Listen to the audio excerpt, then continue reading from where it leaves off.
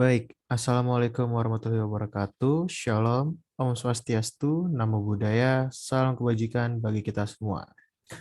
Selamat siang Pak Heri, saya Raja Derajat Asyolan dengan NIM 2052101889.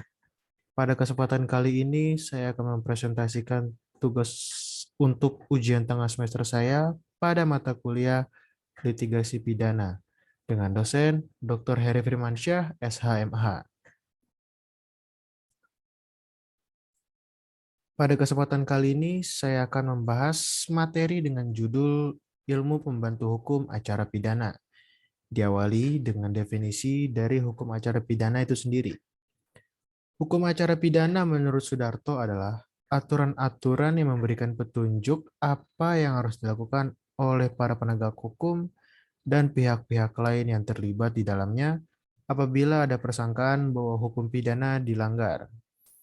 Atau dapat ditekankan bahwa hukum acara pidana mengatur segala sesuatu yang formal atau prosedural mengenai pelaksanaan dalam penindaklanjutan tindak pidana tersebut.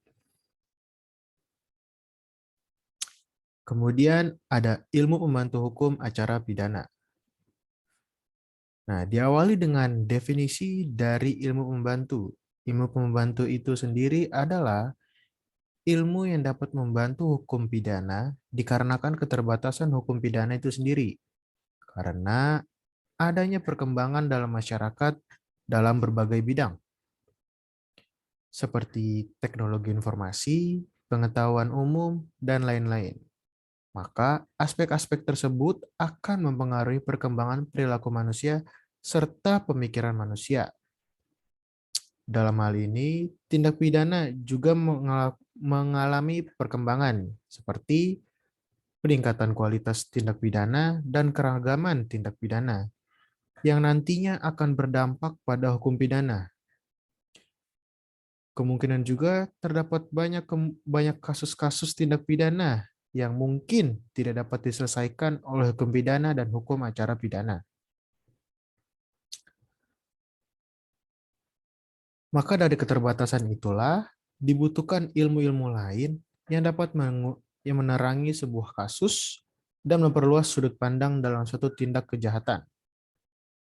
Nah, berikut adalah ilmu pembantu hukum acara pidana. Yang pertama ada ilmu logika, yang kedua ada ilmu psikologis, yang ketiga ada ilmu kriminalistik, yang keempat ilmu psikiatri, yang kelima ilmu kriminologi. Diawali dengan ilmu logika. Dalam hukum acara pidana, pemikiran dengan akal sehat adalah hal yang paling dibutuhkan. Sebagai contoh, kemampuan berlogika tersebut berguna untuk menghubungkan keterangan-keterangan yang didapatkan dan menghubungkan keterangan tersebut. Yang kemudian nantinya keterangan tersebut akan disaksikan bersama secara seksama untuk menemukan hal yang sekiranya tidak wajar dan dapat digunakan sebagai bukti. Tak hanya itu, seorang penegak hukum harus memahami prinsip-prinsip berpikir sistematis, logis, dan rasional, sehingga memiliki kemampuan untuk menghubungkan atau mengkorelasikan antara alat bukti yang satu dengan yang lainnya. Tak hanya menghubungkan keterangan dan alat bukti, namun logika juga dibutuhkan untuk menilai suatu kewajaran mengenai suatu peristiwa yang terjadi.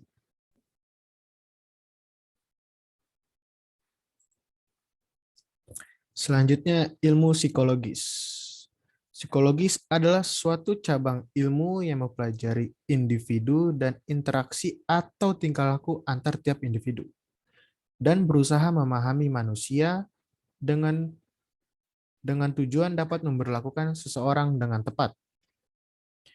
Dari ilmu logika, seorang penegak hukum berkemampuan untuk menelusuri fakta-fakta dari kejiwaan seseorang. Sebagai contoh, ilmu psikologis dapat berguna dalam pemeriksaan atau dalam interogasi dengan tersangka, seperti menebak kebohongan dari gerak-gerik tersangka dan menjadikan tersangka sebagai teman berbicara dari hati ke hati, kemudian menyelinapkan pertanyaan-pertanyaan yang dapat menguntungkan si pemeriksa tanpa adanya perlakuan kekerasan. Selanjutnya, ilmu kriminalistik. Kriminalistik adalah ilmu yang membahas suatu tindak kejahatan yang terjadi secara spesifik, seperti bagaimana cara pelaku kejahatan tersebut melakukan kejahatannya. Ilmu kriminalistik menyelidiki suatu kejahatan dalam artian seluas-luasnya berdasarkan bukti dan keterangan yang ditemukan oleh ilmu-ilmu pengetahuan lainnya. Sebagai contoh, ilmu kedokteran forensik, ilmu ini mempelajari tentang penyebab luka ataupun kematian yang dialami oleh seseorang. Selanjutnya, ilmu balistik, ilmu yang mempelajari mengenai senjata api. Ahli balistik ini dapat melacak jenis-jenis senjata api dan melacak pemilik senjata api tersebut apabila senjata api tersebut disalahgunakan oleh orang-orang yang tidak bertanggung jawab. Selanjutnya, ilmu toksikologi.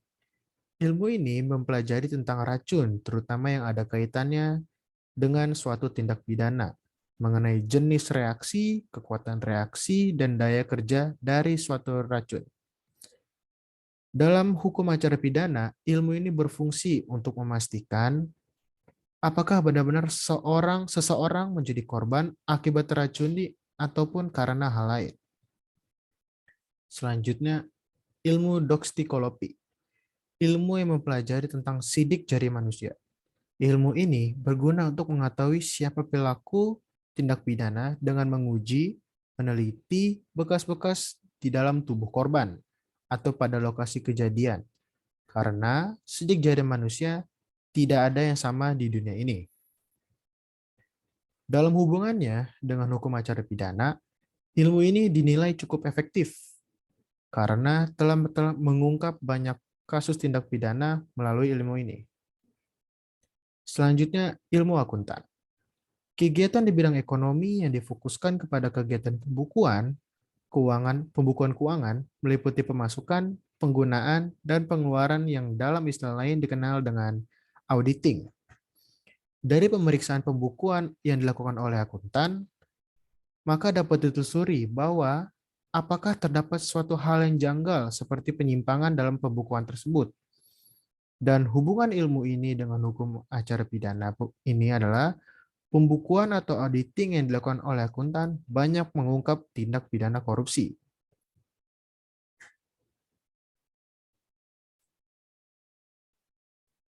Selanjutnya, psikiatri. Psikiatri adalah ilmu yang mempelajari mengenai jiwa seseorang, lebih tepatnya jiwa yang sakit dan juga dapat memberikan penanganan jiwa yang sakit atau gangguan jiwa. Sebagai contoh, ilmu ini diperlukan karena adanya kecenderungan pelaku tindak pidana yang berpura-pura gila ataupun sakit jiwa hanya untuk menghindari pertanggungjawaban pidana. Dalam proses pidana, ilmu ini sangat penting untuk mengetahui dapat atau tidaknya seseorang ditindak secara pidana.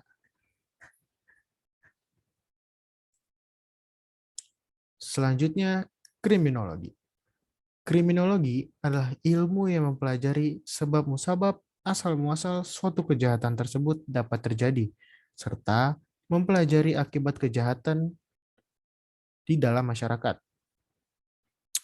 Kriminologi juga berfungsi untuk menentukan jenis sanksi pidana yang sesuai sehingga mendekati rasa keadilan dan kebenaran yang material atau kebenaran yang benar.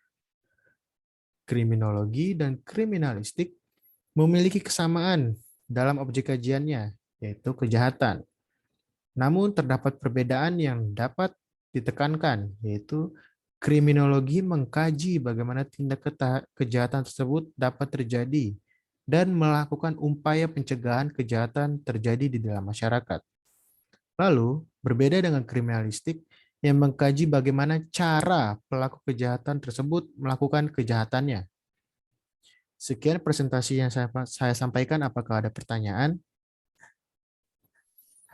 Oke, baik, saya izin bertanya ya. Tadi saudara ada membahas tentang kriminologi, apakah betul? Betul. Oke, jadi saya ingin bertanya, apa kaitannya kriminologi dengan hukum pidana itu sendiri? Terima kasih. Baik, terima kasih atas pertanyaannya.